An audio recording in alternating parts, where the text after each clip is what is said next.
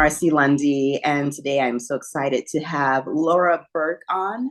Laura is an empowerment specialist, a leadership consultant, speaker, and author, as well as founder of Claire Brown Entrepreneurial Academy. I could go on, but I'll let Laura toot her own horn. Laura, welcome to Beauties Aging Gracefully.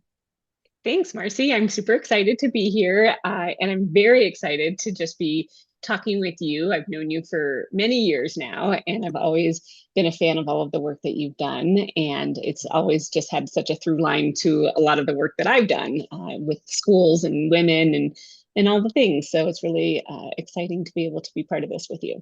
Yes, I owe you such a thank you. As I said, you are the founder of Claire Brown Entrepreneurial Academy, and I love that you believed in me and that I was someone you wanted to be a part of that. And I couldn't thank you enough because it's one of my favorite things to be able to go over with the students. So thank you for that. And I wanted to have you on because you're such a go-getter, and as women I think it's so important that we wrap ourselves around that sort of empowerment and remember to do it even when we're sort of struggling, to try and remember to push one another to go forward, especially once we get over 35.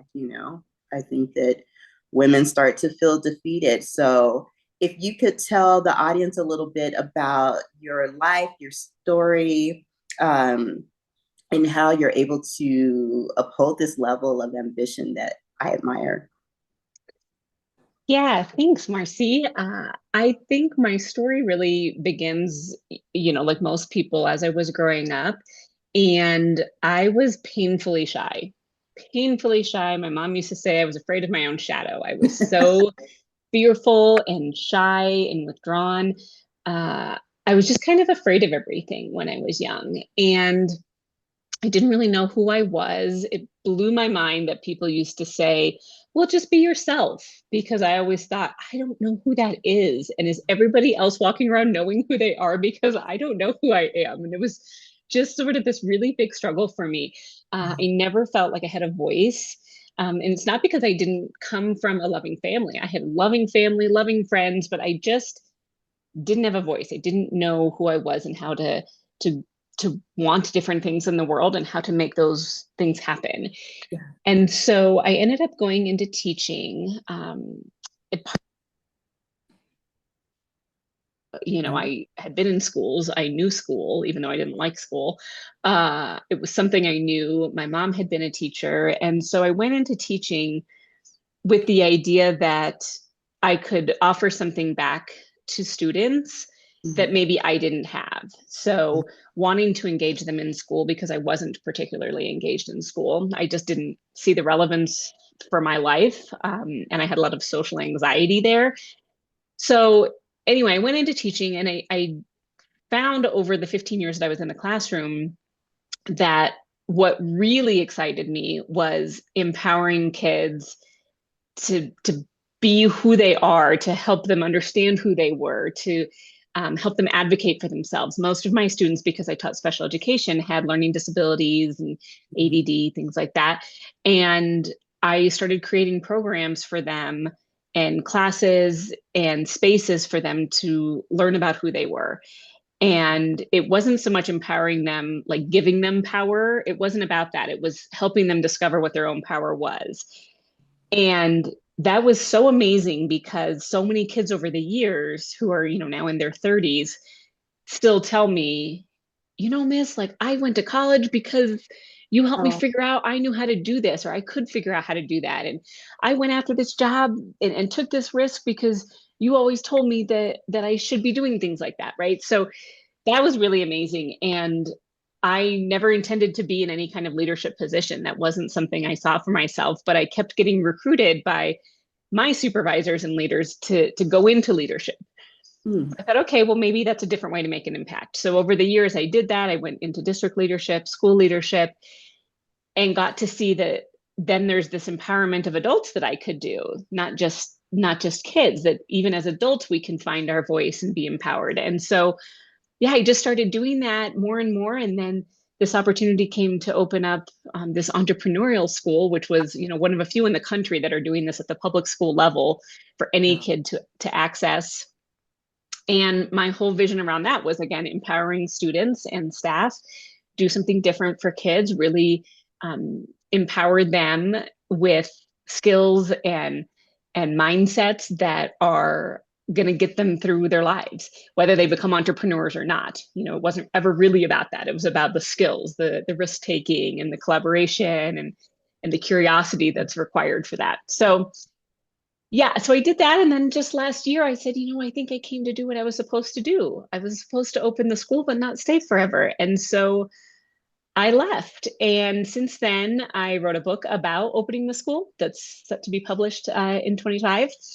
Ooh, And then started really thinking about empowerment in all of its forms. So going back and empowering women, because again, I never felt empowered. And so helping women both personally and professionally, as well as organizations and schools and different spaces and people that I can empower. So it's been an interesting journey. that's so beautiful. I mean, first of all, to think of, okay, this is something I didn't feel like I had, and to have the ability to go on to create that, and the children, like, I've been at the school, of course, and they're so gifted. It's like, I wish I'd had this sort of school growing up because, we're about the same age.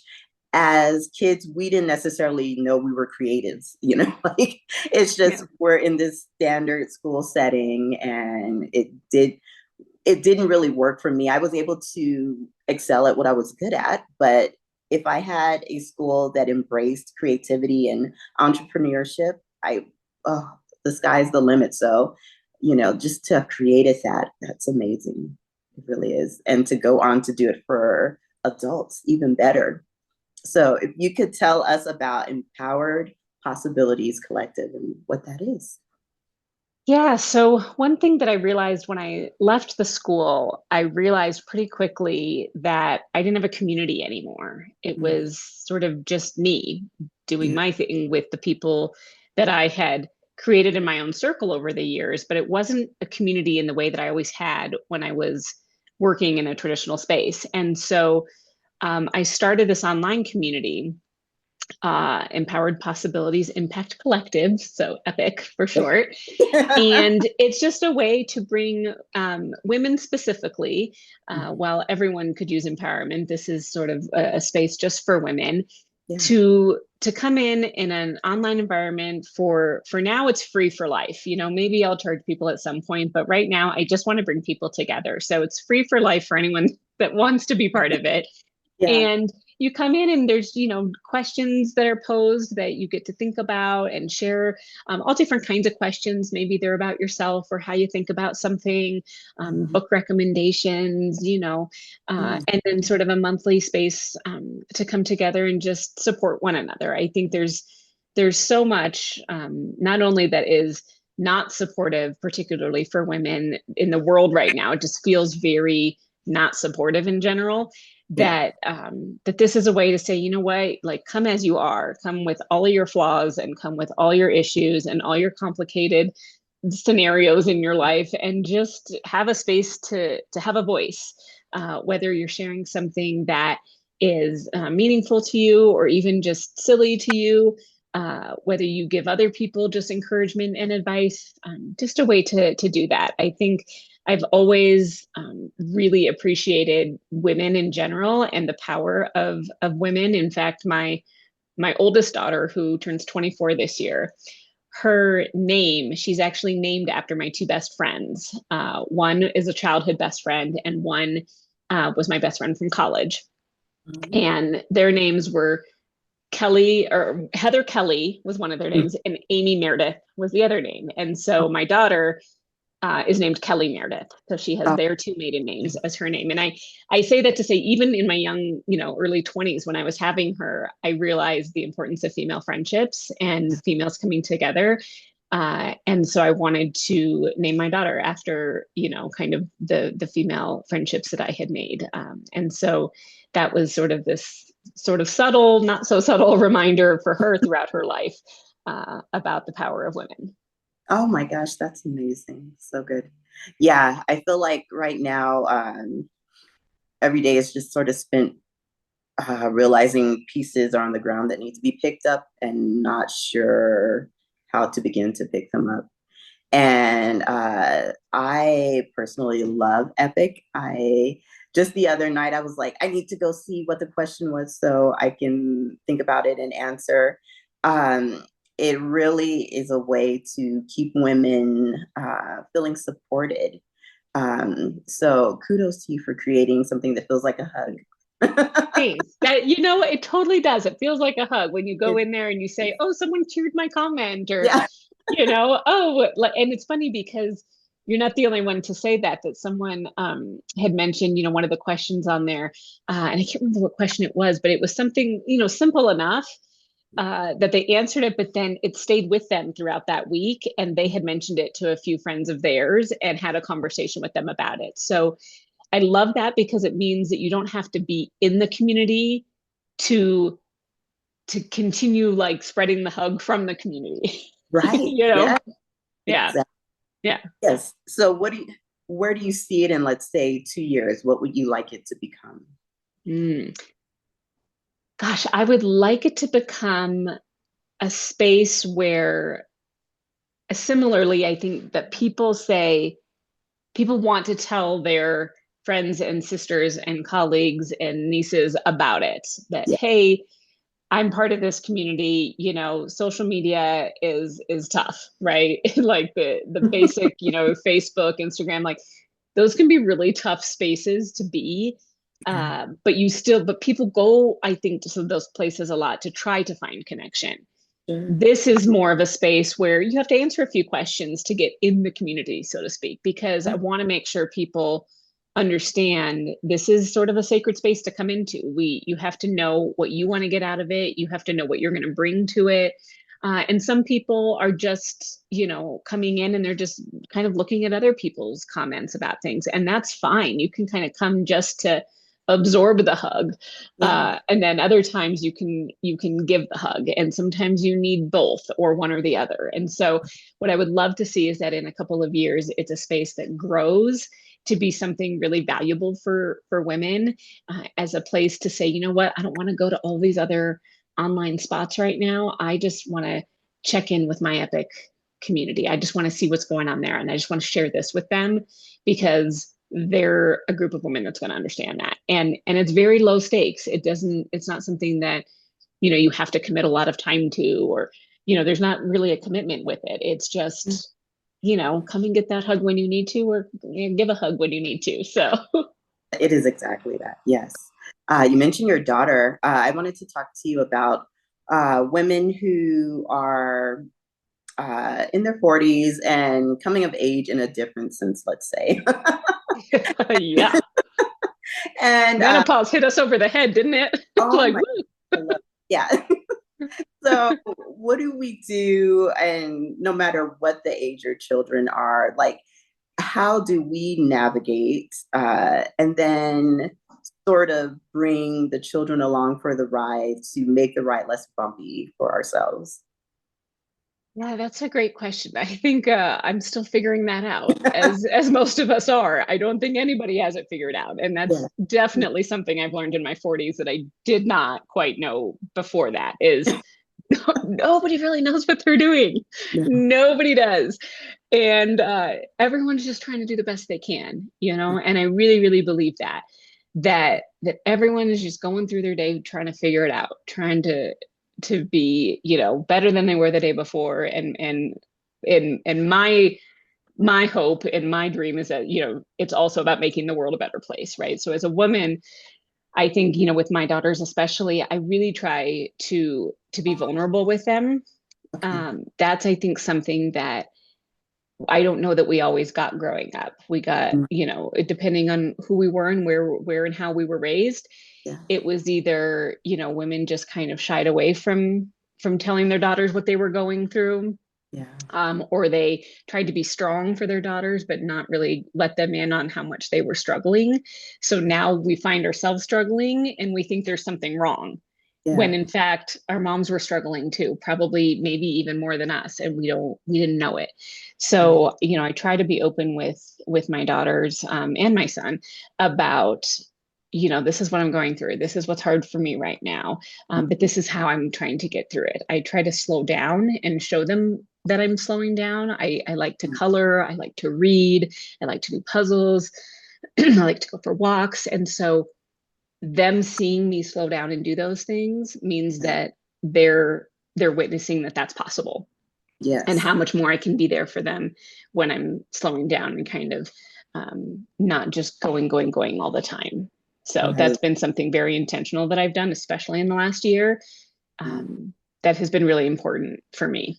Yes. And slowing down is hard if it's not something you had to do, in your 30s or 20s. Yeah. And uh, I've I've started that also, and it's a little frustrating because it's like, oh, there's something I'd prefer to be doing, but I know to successfully make it through these years, I'm going to have to slow down and look at what's priority and make myself priority. And Yeah. so, yeah, Yeah. And it's such a gift to be able to slow down. I never realized that. It was the ambition and the raising the kids and the career and all the things get so busy.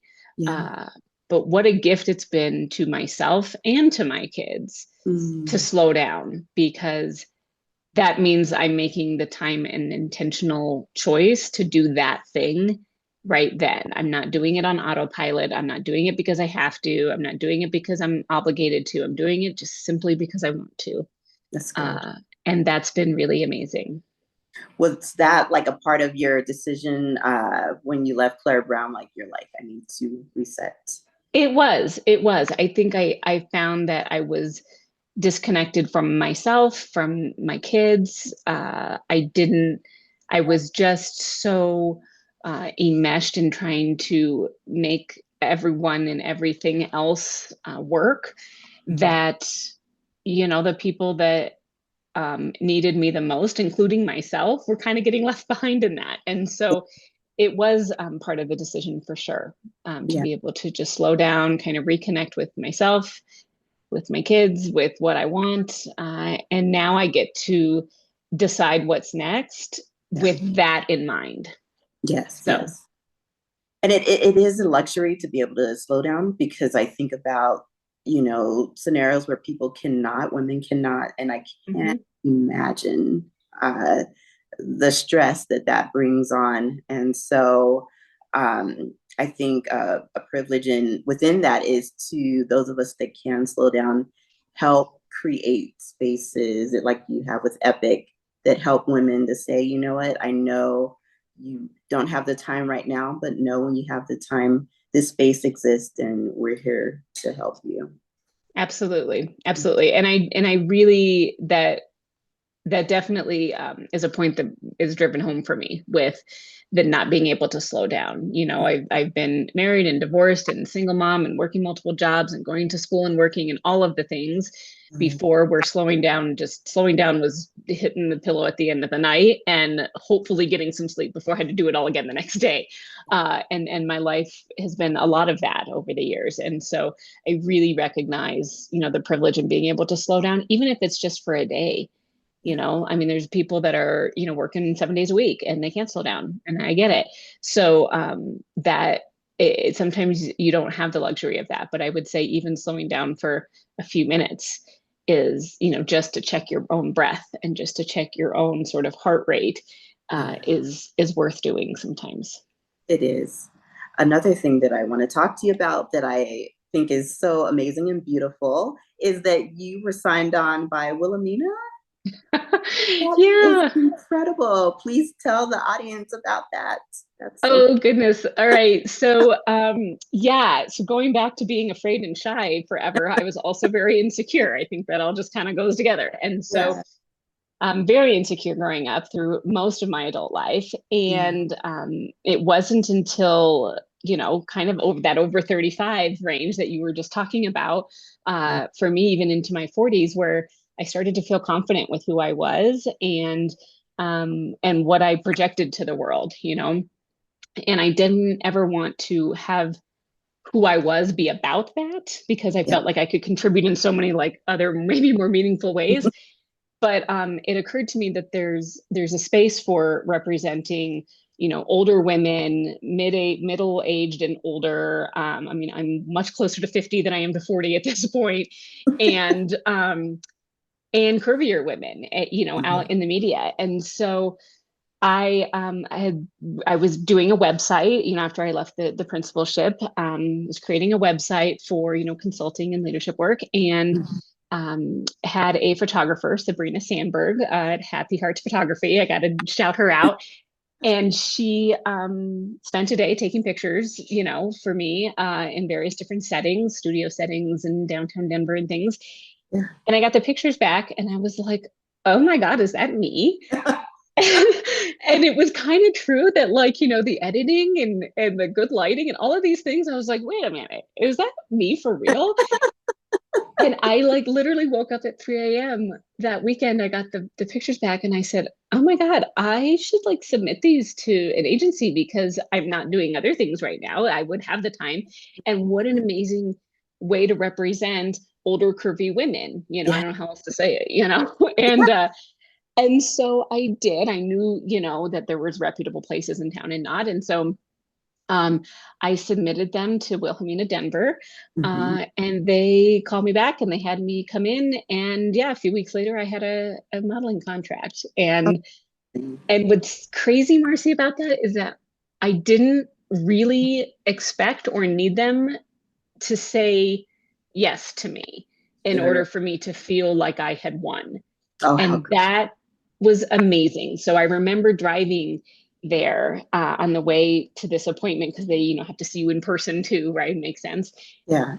And I remember looking at the leaves changing on one of these trees, you know, stopped at a light, and it like hit me like a ton of bricks that, you know what, I'm it doesn't matter to me what they say. If they say, you know, thanks, but no thanks, I'm okay with that. Like, I really, the win for me was feeling like I could take this risk to put myself out there and that I felt worthy enough and I felt enough that it didn't matter to me what they said.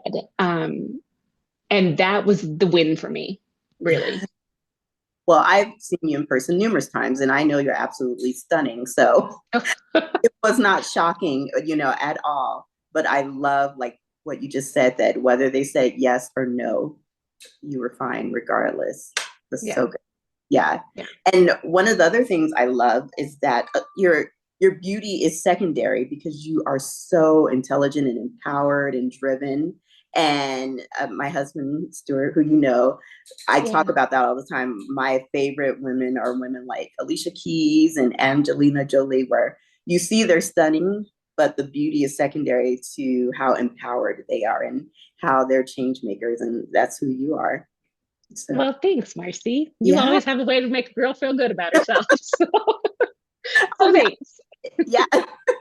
And I just think that's so beautiful because when I started Beauties Aging Gracefully, I had a certain person in mind when I lived in LA, and she was on the news and just absolutely stunning. And all the girls looked up to her to see what she was wearing, and she was just cool and all of that. And then when she got to be a certain age, even though she looked amazing, you could tell she was leaning on those years, and it's like, she wasn't able to see probably as well as the industry is telling her, well, you're in your 40s now, you're in your 50s now, and you're not marketable or of any use. And I'm so happy to see today she finally sees her beauty, she's, I think, 57, because it's like, yeah, we're going to get older. We shouldn't be felt to me like we should try to look like we're still in our 20s, because one of the beautiful things about getting older is the changes that come with it, along with the wisdom. And I just thought we women need something so that they realize it's okay, you're getting older, you know don't try to look younger. You can be young at heart, and that is good enough. You don't have Yeah. to stay frozen in time. And so you signing with Wilhelmina, I think, is just another way to show you know, when you get into your 40s, like that's all I can speak on because I'm only in my 40s, but it gets better with each decade. I think Yeah. like it can't be said enough. Like women, Yeah, I uh, couldn't agree more. It's yeah, so true. Like yeah, 40s is way better than 30s. It is way, way, way better than 20s. So I'm kind of excited for 50s because I'm like, oh, keeps getting better. This is amazing.